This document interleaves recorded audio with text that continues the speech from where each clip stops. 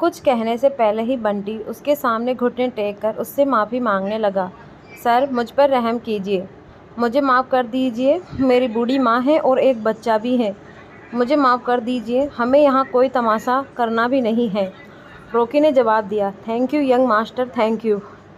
इतना कहकर बंटी और उसकी गैंग वहाँ से चली गई। उधर दीपक और अनिकेत दोनों घबराए हुए थे। दीपक का चेहरा पसीने से तरबतर था और उसके पैर कांप रहे थे। अगर आहान उस कंपनी का चेयरमैन होता तो अनिकेत का कंट्रीब्यूशन देखकर तो वो शायद उसे माफ़ कर देता, पर आहान वहाँ का चेयरमैन नहीं था।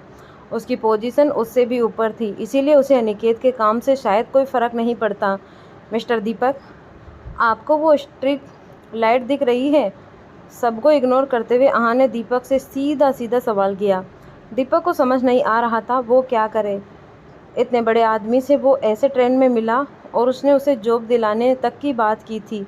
यंग मास्टर, मुझे छोड़ दीजिए प्लीज़, आप तो बहुत बड़े आदमी हैं, मेरी इस गलती को माफ़ कर दीजिए।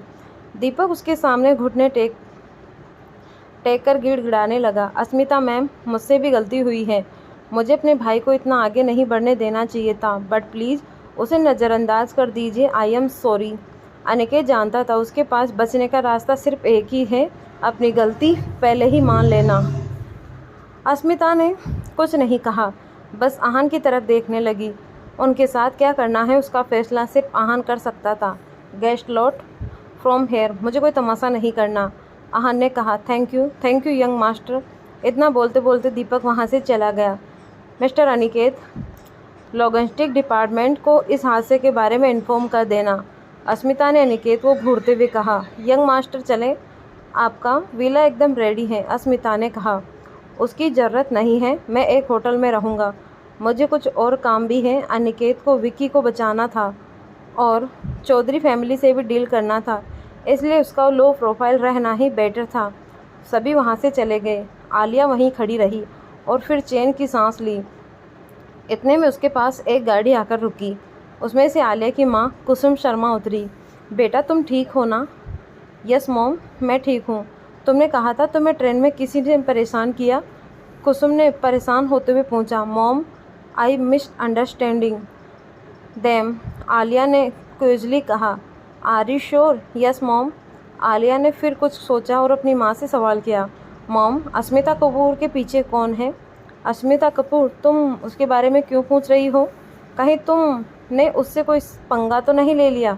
नहीं, मैं बस उसके बारे में जानना चाहती हूँ, आलिया ने क्यूरियस होते हुए कहा। अस्मिता कपूर के पीछे एक बहुत बड़ी बिजनेस फैमिली है। तुम्हारे दादाजी बताते हैं कि उससे कोई पंगा नहीं ले सकता, वो ज़्यादा पब्लिक में नहीं आती है। तुमने उन्हें कहाँ देखा? कुसुम ने सवाल किया। वो आज स्टेशन पर किसी को पिक करने आई थी, आलिया ने जवाब देते हुए कहा। तुम इन सब के चक्करों में मत पड़ो, चलो, रजत चौधरी तुम्हारा इंतज़ार कर रहा है, कुसुम ने रिलैक्स होते हुए कहा। मुझे उससे नहीं मिलना। रजत चौधरी को आलिया की फैमिली ने उसके लिए पसंद किया था, पर आलिया का इम्प्रेशन उसे लेकर कुछ खास अच्छा नहीं था। वो यूनिवर्सिटी में प्लेबॉय माना जाता था, उसकी वजह से बहुत सारी लड़कियां परेशान हो जाती थी।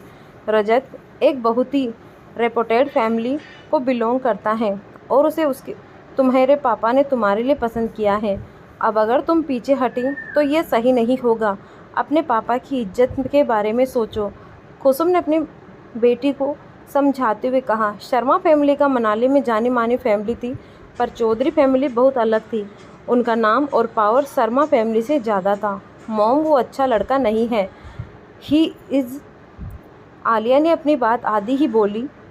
मैं जानती हूँ तुम क्या कहना चाहती हो, तुम्हारे पापा भी वैसे ही थे, पर वो शादी के बाद बिल्कुल बदल गए। वैसे ही रजत भी बदल जाएगा, अब उस पर आगे बात नहीं होगी। फाइन देन, आलिया ने गिव अप करते हुए कहा। उधर होटल रूम में आहान जल्दी से रेडी हुआ और रॉकी को बुलाया। दोनों ने फिर बिना टाइम वेस्ट किए टैक्सी ली और चौधरी मैंसन की तरफ चले गए। जैसे ही दोनों टैक्सी से उतरे, वहाँ का सिक्योरिटी गार्ड ने उन्हें रोका। यह पर्सनल प्रॉपर्टी है, आप अंदर नहीं जा सकते। आहान और रॉकी के पहनावे को देखकर वो समझ गए कि ये चौधरी फैमिली के गेस्ट नहीं हैं। मुझे रजत चौधरी से मिलना है, आहान ने कहा। गार्ड ने उन्हें शक की नज़रों से देखा। क्या आप रजत चौधरी को जानते हैं? हाँ, आहान ने क्यूजली कहा। आप मेरी उनसे बात करवा दीजिए, मैं उनसे पूछकर आपको अंदर जाने दूंगा। सिक्योरिटी ने भरी आवाज़ में कहा। मेरे पास उनका नंबर नहीं है, आहान ने बताया। फिर मैं आपको अंदर नहीं जाने दे सकता, सिक्योरिटी ने स्टोव बंद को होकर कहा। आहान को जवाब दिया। और अगर मैं अंदर चला गया तो? आहान ने बहुत क्लेमली पूछा। कोशिश करके देख लो, सिक्योरिटी गार्ड ने उन्हें घूरते हुए कहा। इतना होते ही रॉकी ने गार्ड को ज़ोर से धक्का दिया और उसे गिरा दिया। इतने में अलार्म्स बजना शुरू हुआ और सारे गार्ड्स बैटन लेकर वहां पहुंचे। आहान को कुछ करने की ज़रूरत ही नहीं पड़ी। रॉकी ने उन सबको अकेले ही संभाल लिया था। कुछ ही देर में वो गार्ड्स ज़मीन पर गिरे हुए थे। इतनी हलचल सुनकर अंदर से एक आदमी आया। उसका नाम अजय था और वो चौधरी फैमिली का हेड शेफ था। तुम्हारी चौधरी फैमिली से क्या दुश्मनी है? उसने आहान से पूछा। मुझे रजत चौधरी से मिलना है, वो कहाँ है? आहान ने अपने चेहरे के एक्सप्रेशन को सीरियस करते हुए सवाल किया। तुम शिमला से आए हो ना? अजय ने तुरंत सवाल किया। मैं फिर से पूछ रहा हूँ, रजत चौधरी कहाँ है? अब आहान इम्पेटेंट हो रहा था। वो अभी घर नहीं है, आप काम से बाहर गए हैं, अजय ने अपना गुस्सा दबाते हुए कहा दिया। रॉकी अंदर जाकर देखो, आहान ने रॉकी को कहा। उसे अजय की बातों पर विश्वास नहीं हो रहा था। आप अंदर नहीं जा सकते, मैं कह रहा हूँ ना, वो अंदर नहीं है।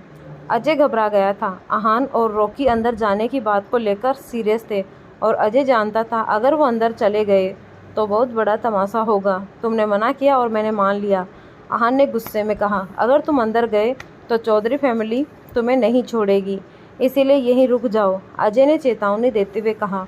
आहान उसकी बात को नज़रअंदाज करते हुए अंदर जाने लगा। जब उसने गेट को धक्का दिया तब अजय को मजबूत बीच में आना पड़ा। अंदर मत जाइए, मैं आपको बताता हूँ यंग मास्टर रजत चौधरी कहाँ है। अजय जानता था अगर वो दोनों अंदर चले गए तो उसकी नौकरी खतरे में आ जाएगी और उसके साथ ही चौधरी मैंसन में बहुत बड़ा हंगामा हो जाएगा। कहाँ? आहान ने एक बार फिर से शांति से पूछा। वो शर्मा हाउस गए हैं आलिया शर्मा से मिलने। रजत 2 दिन से एक्सपर्ट्स के साथ था। अजय को लगा कि वो एक्सपर्ट्स आहान और रॉकी को संभाल लेंगे, इसलिए उसने रजत कहाँ है ये बता दिया। रॉकी, चलो शर्मा हाउस चलते हैं।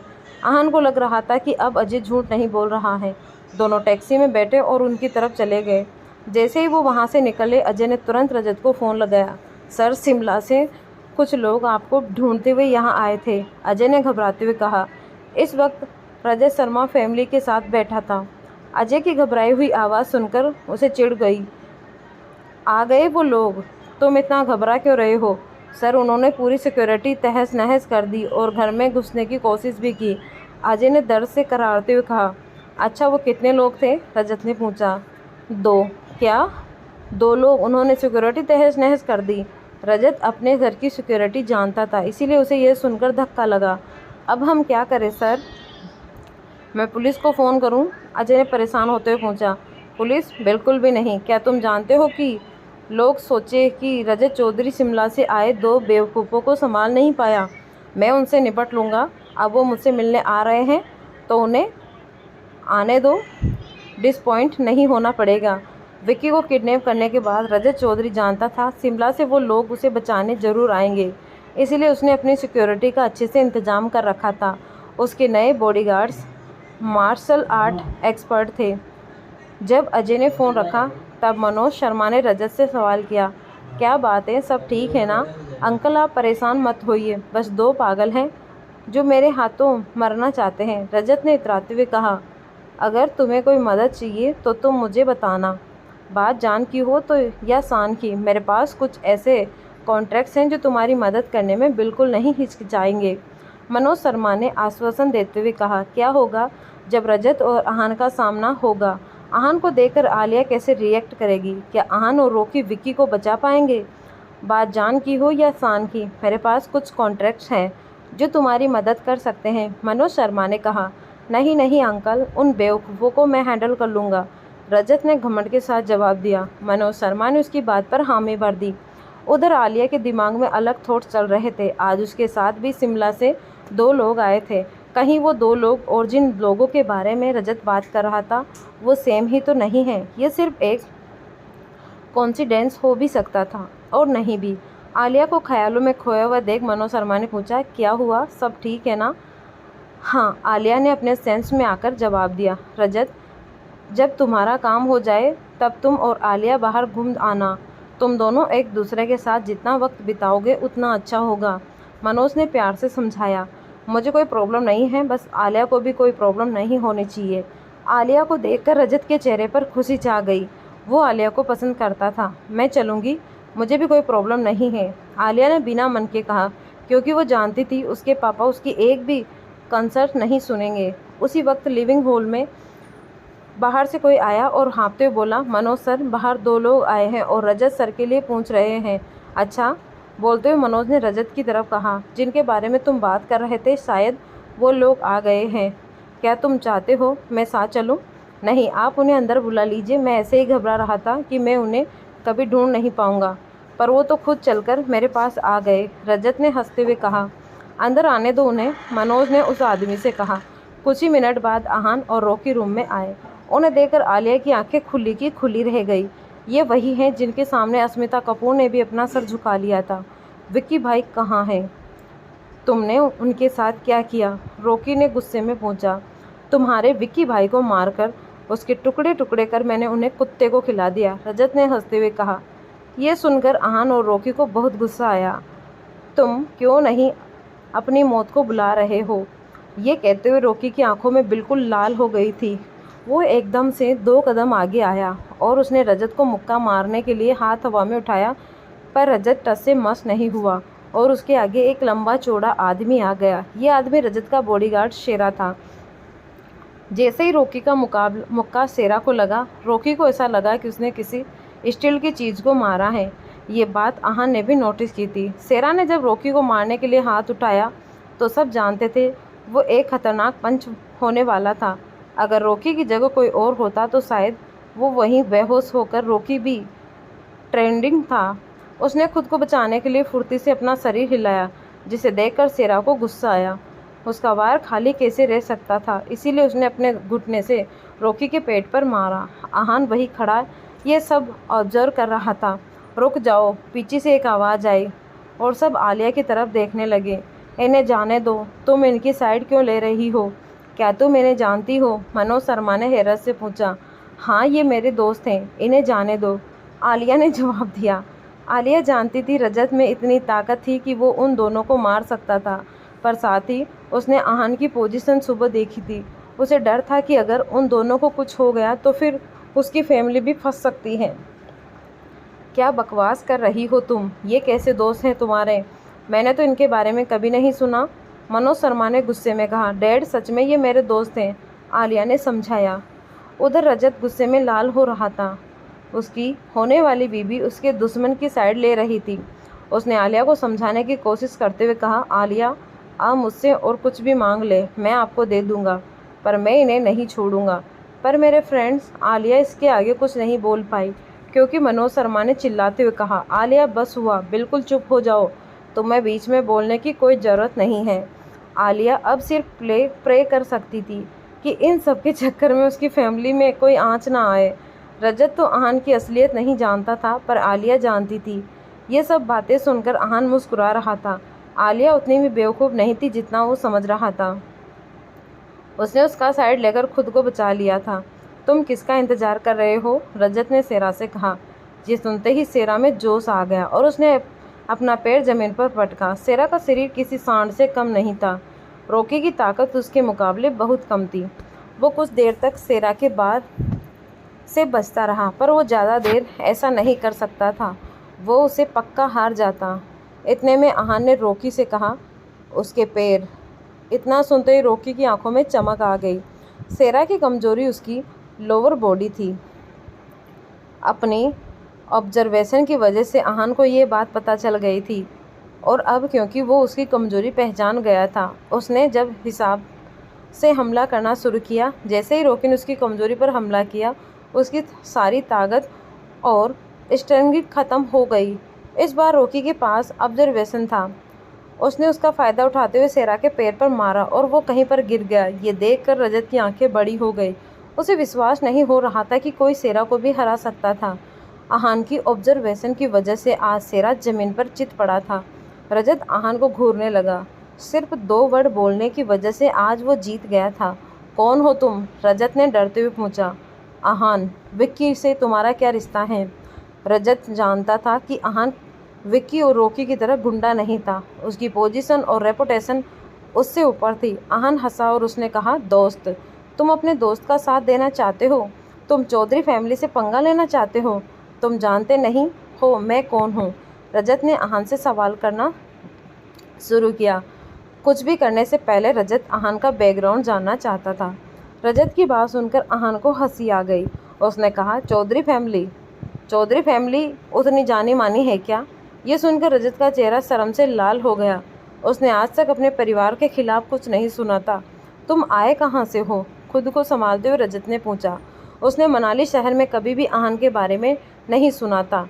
तुम्हें वो जानने की ज़रूरत नहीं है, आहान ने जवाब दिया। मैं जानता हूँ विक्की को कुछ नहीं हुआ है, इसीलिए सीधे सीधे बता दो वो कहाँ पर है।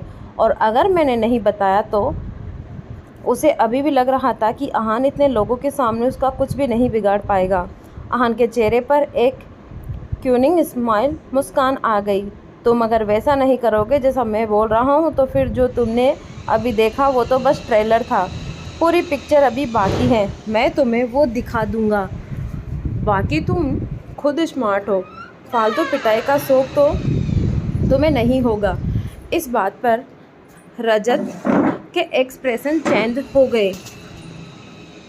भले ही वो उसे जान से ना मार पर पीट तो सकता ही था, और अगर वो आलिया के सामने किसी और मर्द से मार खाता तो फिर उसकी क्या इज्जत रह जाती। वो ज़िंदगी भर आलिया से नज़रें नहीं मिला पाता। अंत में रजत ने हार मान ली और अपने दांत पीसते हुए कहा, सही समझा तुमने, वो विक्की मरा नहीं है, वो वशिष्ठ हाउस में बंद है। वहाँ जाने की हिम्मत है तुम में? डरने वाली क्या बात है इसमें? तुम बस रास्ता बताओ। आहान नहीं जानता था कि ये जगह कहाँ है, पर फिर भी उसने कॉन्फिडेंशली कहा। उसे विश्वास था कि रजत कोई भी ऐसी वैसी चाल नहीं चलेगा। तुम में हिम्मत तो है, और अगर ऐसा है तो चलो मेरे साथ, रजत ने चौकली करते हुए कहा। एक बार आहान वहाँ पहुँच जाए फिर वो वहाँ से नहीं निकल सकता था। रजत, आलिया को भी अपने साथ ले जाओ, अगर कुछ गड़बड़ होगी तो हो सकता है वो तुम्हारी मदद कर सके, मनोज ने कहा। मनोज किसी भी कीमत पर चाहता था कि शर्मा और चौधरी फैमिली के रिलेशन अच्छे रहे। आलिया, तुम्हारा क्या ख्याल है? रजत ने खुशी से पूछा। आलिया चाहकर भी मना नहीं कर सकती थी, क्योंकि मनोज आलिया की तरफ ही घूर रहा था। मुझे कोई परेशानी नहीं है, तो फिर चलो मेरे साथ, मैं तुम्हारा अच्छे से ख्याल रखूँगा, रजत ने मुस्कुराते हुए कहा। साथ ही वो मन ही मन में सोच रहा था कि यही मौका था आलिया को यह समझने का कि उनके दोस्त किसी काम के नहीं थे और उसके सामने वो दोनों कुछ भी नहीं थे। चारों गाड़ी में बैठे और वशिष्ठ हाउस की तरफ जाने लगे। आहान को समझ नहीं आ रहा था कि वशिष्ठ हाउस था क्या। गाड़ी बहुत सारी छोटी संकरी गलियों को पार करते हुए पहाड़ पर चढ़ रही थी। जब गाड़ी एक जगह रुकी तब आहान को समझ आया कि वशिष्ठ हाउस और कुछ नहीं बल्कि एक वैकेशन होम था। वशिष्ठ हाउस में बहुत खूबसूरत फूल और हरियाली थी। उसके अलावा अलग अलग तरह के एंटरटेनमेंट के भी साधन थे। वहाँ बहुत सारे जानवर भी थे जिनका शिकार किया जा सकता था। वशिष्ठ हाउस बहुत साफ सुथरा और सुंदर था। वशिष्ठ हाउस में सबके एंट्री होना पॉसिबल नहीं था। प्राइवेट कार्स वहाँ अफोर्ड नहीं थी। वहाँ एंट्री करने के लिए अलग अलग कार्ड्स थे। ये कार्ड ही बताते थे कि आप कौन सी एक्टिविटी के लिए अवेलेबल हैं। इन कार्ड्स के रेट्स बहुत हाई थे। रजत के पास सबसे बेसिक कार्ड था। ये देखकर आहान को हंसी आ गई। जैसे ही उसने वो कार्ड दिखाया उसे वशिष्ठ हाउस में एंट्री मिल गई। आलिया, तुम्हें ये जगह कैसी लगी? बहुत अच्छी है, तुम चाहो तो यहाँ कभी भी आ सकती हो। मैं तुम्हारे लिए प्लेटिनम कार्ड ले लूँगा, फिर तुम यहाँ की सारी एक्टिविटी एंजॉय कर सकती हो, रजत ने आलिया से कहा। यह सब सुनकर आहान इरिटेट हो रहा था। वो बस जल्द से जल्द विक्की के पास जाना चाहता था। ये तो सही बात नहीं है ना, आलिया ने कहा। आलिया चाहती तो ऑफ़र एक्सेप्ट कर सकती थी और उनकी सारी फ्रेंड हमेशा उससे जलती, पर इस वक्त वो नहीं चाहती थी कि आहान को एक पल के लिए भी ऐसा लगे कि वो और रजत किसी रिलेशन में हैं। इसमें कुछ गलत नहीं है, तुम भी तो फैमिली हो, मैं तुम्हारे लिए इतना तो कर ही सकता हूँ, रजत ने प्यार से कहा। तुम जो भी मांगोगी मैं तुम्हें दूंगा, ठीक है, जैसा तुम्हें ठीक लगे, आलिया ने पोलाइटली कहा। यहाँ का कार्ड पाना आसान नहीं था, इसके लिए पैसे और कॉन्टैक्ट दोनों चाहिए थे। इस वक्त रजत सिर्फ और सिर्फ आहान के सामने प्रेटेंड करना चाहता था। रजत नहीं जानता था कि आहान कौन था और मनाली में उसकी क्या पहचान थी, और उधर आहान को इन सब से कोई फ़र्क नहीं पड़ रहा था। वो बस जल्दी से विक्की को बचाकर सनाया के पास जाना चाहता था। रास्ते में रजत आलिया को पूरा वशिष्ठ टाउ दिखा रहा था। उसने उसे अलग अलग फूल, इनर कट और आउट कोट के बारे में बताया। आहान और रॉकी बस एक दूसरे की तरफ देख रहे थे और लंबी आहें भर रहे थे। फिर रजत पीछे मुड़ा और उन दोनों से कहा, तुम्हारा विक्की इनर कोट में बंद है। जब हम वहां पहुंच जाए तब जी भर के कोट और विक्की दोनों को देख लेना। वहां सिर्फ मनाली के हाई क्लासेस लोग जा सकते हैं, तुम्हें फिर कभी मौका नहीं मिलेगा। ये सुनकर आहान के चेहरे पर हंसी आ गई। कुछ देर बाद कार रुक गई। कार एक बहुत बड़े बंगले के आगे रुकी। आहान उस जगह को सिक्योरली देखने लगा। वहाँ बहुत सारी सिक्योरिटी थी और बाहर वाले सिक्योरिटी से ज़्यादा ट्राइड और प्रोफेशनल थी। सबसे पहले रजत गाड़ी से उतर और पीछे आहान और रॉकी भी उतरे। जैसे ही वो गेट के आगे पहुंचे, उन सिक्योरिटी गार्ड के लीडर ने रजत को देखकर स्माइल किया और कहा, वेलकम सर, चोपड़ा सर आपका इंतजार कर रहे हैं। रजत ने अपनी गर्दन हिलाई और कहा, मैं इन्हें अंदर लेकर जाता हूँ। और इतना बोलकर वो आहान की तरफ देखने लगा। अब इन्हें यहाँ आने का पछतावा होगा। मिस्टर चोपड़ा कौन है? क्या आहान और रॉकी को विक्की यहाँ मिलेगा? क्या सच में ये दोनों यहाँ आना रिग्रेट करेंगे? कुछ देर बाद कार एक बहुत बड़े बंगले के आगे रुकी। आहान उस जगह को सिक्योरली देखने लगा। वहाँ बहुत ज़्यादा टाइटली थी। रजत की ये बात सुनकर आहान मुस्कुराने लगा। जब वो उस बंगले में घुसे तब आहान को एहसास हुआ कि इतने बड़े बंगले में कोई था ही नहीं। आहान इस बारे में सोच ही रहा था कि इतने में रजत कार्ड निकालकर सामने दरवाजे पर स्पाइन किया, जिससे दरवाज़ा एलिवेटर की तरह खुला। अच्छा, तो हमें बेसमेंट में जाना है, आहान ने मन में सोचा। चारों लोग एलिवेटर से 5 में गए। जैसे ही एलिवेटर का दरवाज़ा खुला, बहुत लाउड म्यूजिक बज रहा था और अलग अलग कलर की लाइट्स फ्लैश हो रही थी। रूम में थोड़ा अंधेरा था, इसीलिए कुछ साफ दिखाई नहीं दे रहा था।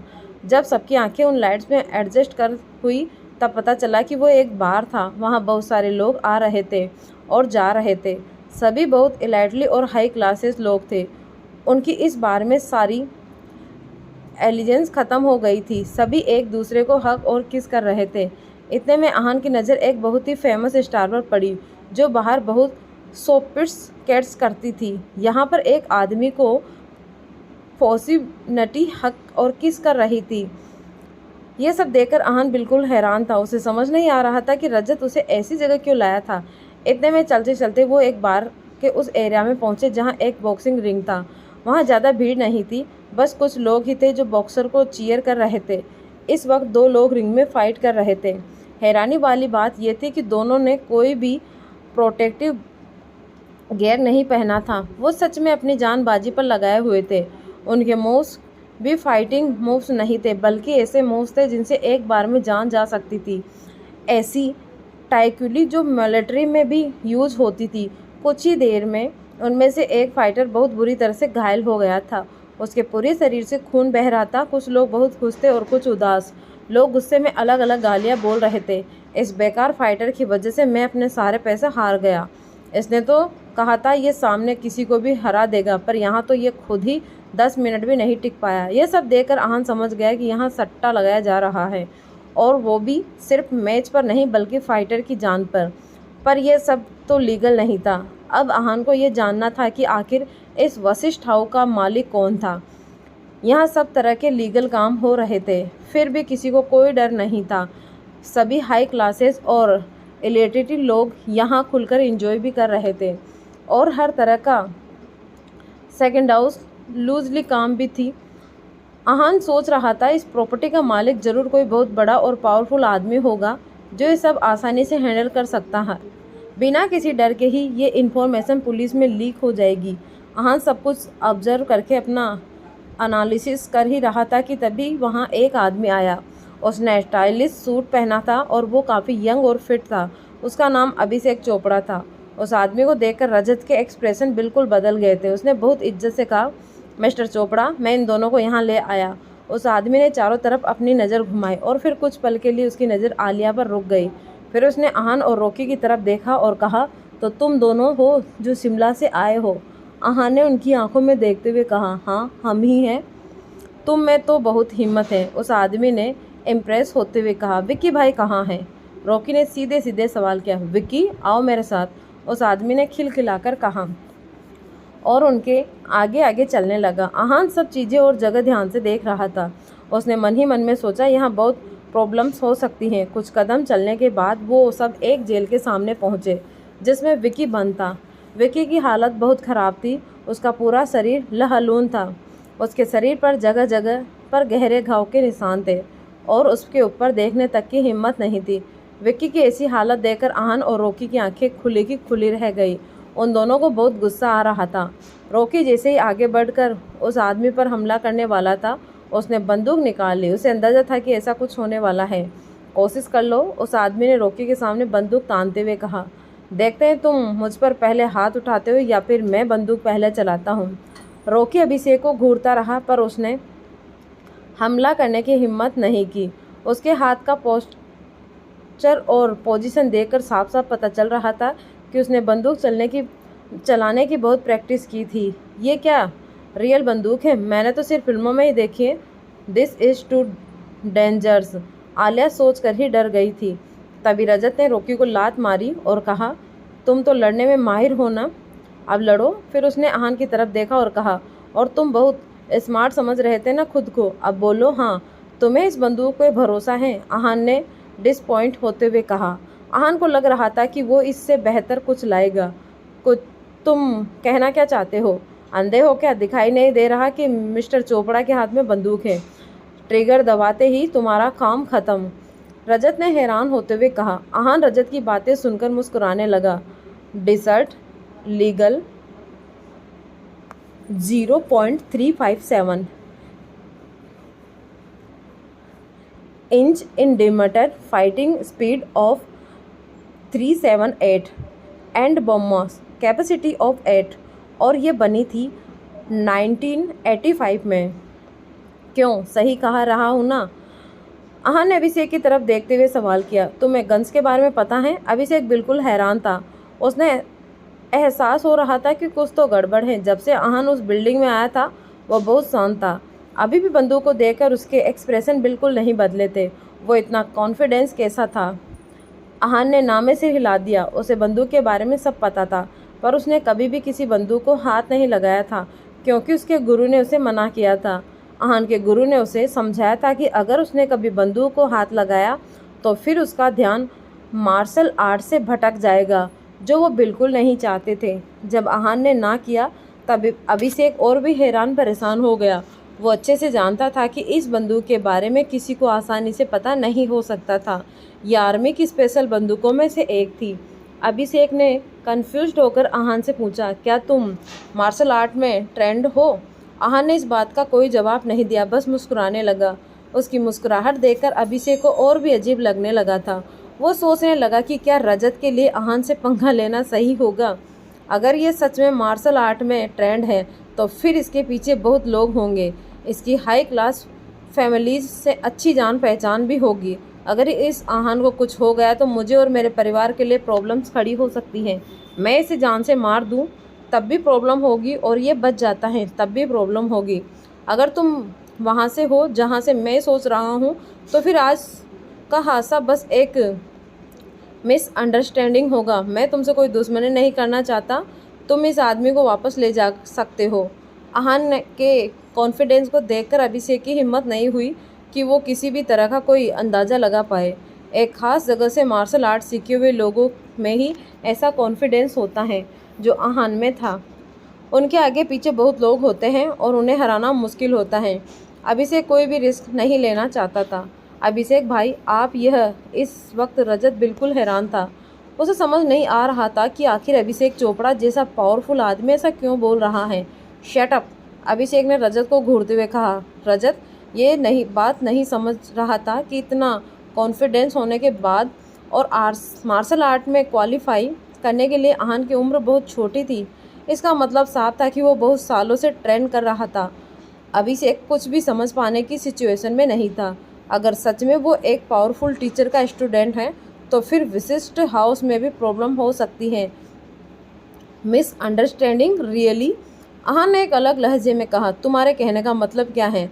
अभिषेक समझ चुका था कि वो इस मामले को इतनी आसानी से जाने नहीं देगा। ये सोचते ही उसकी चेहरे का रंग उड़ गया। उसे डर लग रहा था, पर फिर भी वो आहन के सामने जताना नहीं चाहता था। अगर मेरे दोस्त के साथ तुम ऐसा करोगे तो मैं बदला तो लूँगा ही, आहन ने रजत और अभिषेक को घूरते हुए कहा। यह मामला अब तभी ख़त्म होगा जब तुम दोनों के हाथ टूटेंगे। इस पर अभिषेक को समझ नहीं आ रहा था कि वो क्या बोले। उसने बस मन ही मन में कुछ बड़बड़ाया। उस आदमी के सामने बंदूक थी, फिर भी वो डर नहीं रहा था। तुम पागल हो गए हो क्या? तुम्हें दिखाई नहीं देता अभिषेक के हाथ में गन है और तुम हमारे हाथ जोड़ने की बात कर रहे हो? अपनी आंखें खोलो और अच्छे से देखो। बस एक मोमेंट और तुम ऊपर भगवान के पास पहुंच जाओगे, रजत ने झल्लाते हुए कहा। पर फिर भी अगर तुम मेरे हाथ तोड़ने की हिम्मत है तो आज मैं तुम्हारे हाथ तोड़ूंगा। इतना बोलते ही रजत ने वहां पड़ा एक हथियार उठाया और रॉकी की तरफ फेंका। तुम्हारी इतनी हिम्मत! इतना बोलते ही आहन ने रजत को कसकर थप्पड़ लगाया, जिसकी वजह से वो उड़कर कुछ कदम दूर जा गिरा। उसके 3-4 दांत टूटकर जमीन पर गिर गए थे और मुंह से खून बहने लगा। यह देखकर अभिषेक को गुस्सा आ गया। ये तुमने क्या किया है? हिम्मत तुम में गोली चलाने की? आहन ने गुस्से में कहा।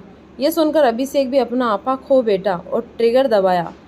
पूरा रूम गोली की आवाज़ से गूंज रहा था। आलिया ये देखकर डर गई थी और उसने अपनी आंखें बंद कर ली। रॉकी की आंखें जैसे बाहर आ गई थी ये सब देखकर। गोली हवा को चीरते हुए आहन की आईब्रो के बीच में थी। उसने खुद को इस तरह बचाया जिसे देखकर सब हैरान थे। ऐसा सिर्फ मार्शल आर्ट में स्कॉलर ही कर सकता था। अभिषेक की आंखें खुली की खुली रह गई। वो खुद को संभाल नहीं पा रहा था। ये कैसे हो सकता है? बहुत कम लोग थे जो इस ट्रिक को मास्टर कर सकते थे। हवाओं में सुना था ऐसा आदमी कभी नहीं आएगा, फिर ये कैसे? अभिषेक का दिल जोर से धड़क रहा था और वहीं रॉकी को भी तेज झटका लगा। वो जानता था कि आहन पावरफुल है, पर इतना उसे इस बात का अंदाज़ा नहीं था। अब वो आहन को और भी महान मानने लगा था। वहीं कहीं ना कहीं उसे उम्मीद नहीं थी कि उसे विकी भाई मिल जाएंगे, पर आहन का ये रूप देखकर उसे भरोसा हो गया था कि आहन कुछ भी कर सकता था। उधर आहन शांति से खड़ा मुस्कुरा रहा था। तुम्हें अभी भी गोली चलानी है? यह सुनकर अभिषेक कांपने लगा। उसने अपने घुटने के बल बैठते हुए और डरते हुए कहा, मुझे माफ़ कर दो, रहम करो मुझ पर। आलिया ये बातें सुनी और अपनी आंखें खोली। उसे लग रहा था कि आहन जरूर ज़मीन पर पड़ा होगा, पर आंखें खोलने पर उसने देखा कि अभिषेक आहन के सामने घुटनों के बल बैठा था। यहाँ क्या हुआ था उसे कुछ समझ नहीं आ रहा था। आहन का अभिषेक को माफ़ करने का इरादा बिल्कुल नहीं था। उसने ना में सिर हिलाया और रॉकी से कहा, इसे अच्छे से सबक सिखा दो। जी यंग मास्टर, रॉकी ने जवाब दिया। अब आहन क्या करेगा? क्या अभिषेक और रजत खुद को बचा पाएंगे? मिलेंगे नेक्स्ट पार्ट में।